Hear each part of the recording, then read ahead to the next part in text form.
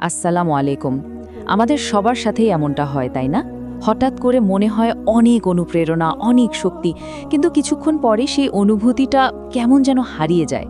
আজকের এই আলোচনাটা ঠিক এই বিষয় নিয়েই। আমরা দেখব কিভাবে এই ক্ষণস্থায়ী অনুভূতির উপর নির্ভর না করে নিজের ভেতরেই একটা দীর্ঘস্থায়ী শক্তি গড়ে তোলা যায়। চলুন এই ব্যাপারটা নিয়ে একটু গভীরে যাই। একটা প্রশ্ন দিয়ে শুরু করা যাক, যেটা হয়তো অনেকেই অনুভব করি। এই যে অনুপ্রেরণার ঝলকানি, এগুলো কেন এত দ্রুত মিলিয়ে যায়? কেন এটা টিকে থাকে না? আমরা প্রায় কি করি, ঘন্টার পর ঘন্টা ফোন স্ক্রোল করতে থাকি, শুধু একটা ভিডিও বা একটা উক্তি খুঁজে বের করার জন্য যেটা আমাদের একটু জাগিয়ে তুলবে। কিন্তু এতে করে কি হয় জানেন, একটা নির্ভরতার চক্র তৈরি হয়।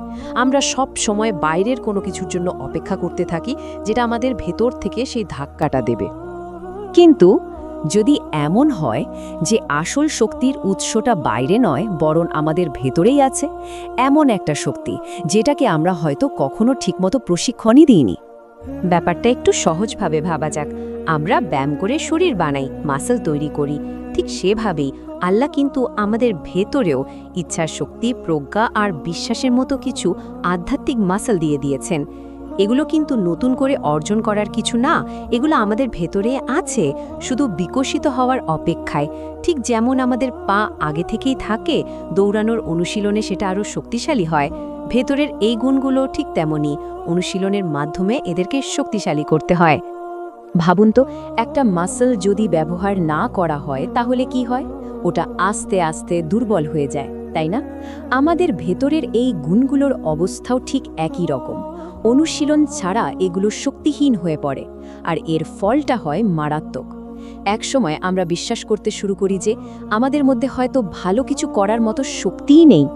কোরআন এই সহজাত ক্ষমতাকে, মানে সঠিক বিচার করা এবং ভেতরের শক্তিকে কাজে লাগানোর এই ক্ষমতাকে একটা সুন্দর নামে ডাকে, হিকমা বা প্রজ্ঞা।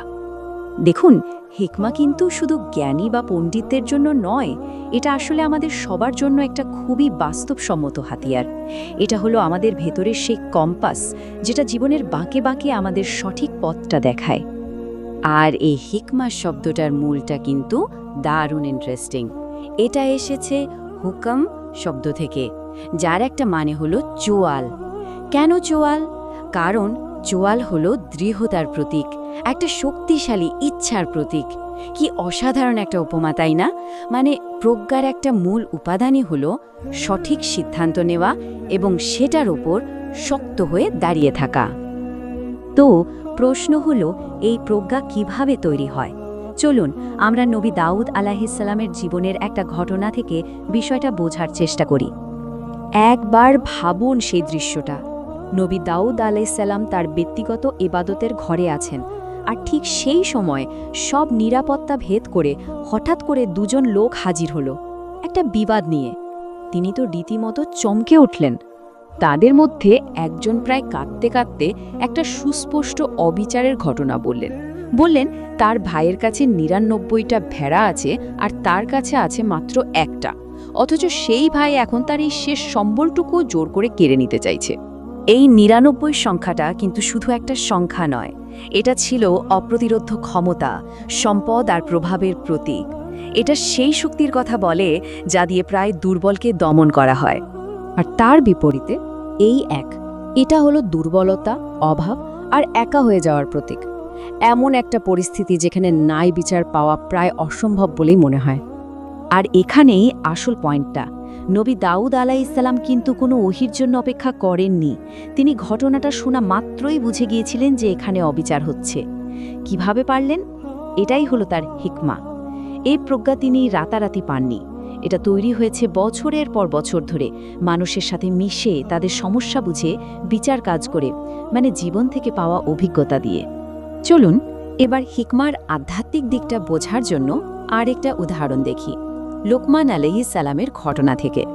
লোকমান তার পুরো জীবনের অভিজ্ঞতা থেকে একটা মূল সত্য বের করেছিলেন, আর সেটা হলো কৃতজ্ঞতাই সব ভালো কিছুর ভিত্তি। আর যখন আমরা কৃতজ্ঞতা প্রকাশ করি, তখন আসলে আমরা অন্য কারো নয়, বরং নিজের আত্মারই সবচেয়ে বড় উপকারটা করি। তিনি তার ছেলেকে শিখিয়েছিলেন যে একটা শক্তিশালী আত্মার পথ খুব সহজ, কিন্তু কিছু অনুশীলনের মাধ্যমেই তৈরি হয়।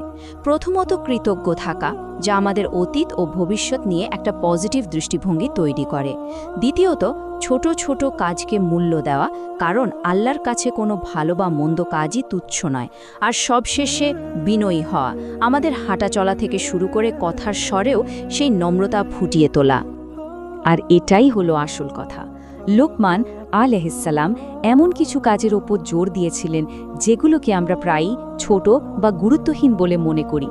তিনি শিখিয়েছেন যে আমাদের হাঁটার ভঙ্গি, কথার স্বর, এমনকি মুখের অভিব্যক্তি, এই কাজালোসবে ছোট ছোট বিষয়গুলোই একটা অর্থবহ এবং শক্তিশালী জীবন গড়ে তোলার মূল অনুশীলন। তো এই পুরো আলোচনাটা আমাদের আবার সেই শুরুর জায়গায় ফিরিয়ে নিয়ে আসে। আমরা কিভাবে বাইরের অনুপ্রেরণা খোঁজা বন্ধ করে ভেতরের শক্তি তৈরি করা শুরু করতে পারি। মূল কথা হলো একটাই, আমাদের মনোযোগটা ক্ষণস্থায়ী মোটিভেশন খোঁজা থেকে সরিয়ে আনতে হবে, আর মন দিতে হবে সেই ছোট ছোট দৈনন্দিন অনুশীলনের দিকে, যা আমাদের ভেতরে দীর্ঘস্থায়ী হিকমা বা প্রজ্ঞা তৈরি করবে। শক্তিটা কিন্তু ইতিমধ্যেই আমাদের ভেতরে আছে, যা শুধু বিকশিত হওয়ার অপেক্ষা। এখন প্রশ্ন শুধু একটাই, আজ প্রজ্ঞার কোন ছোট কাজটি দিয়ে এর অনুশীলন শুরু করা যায়?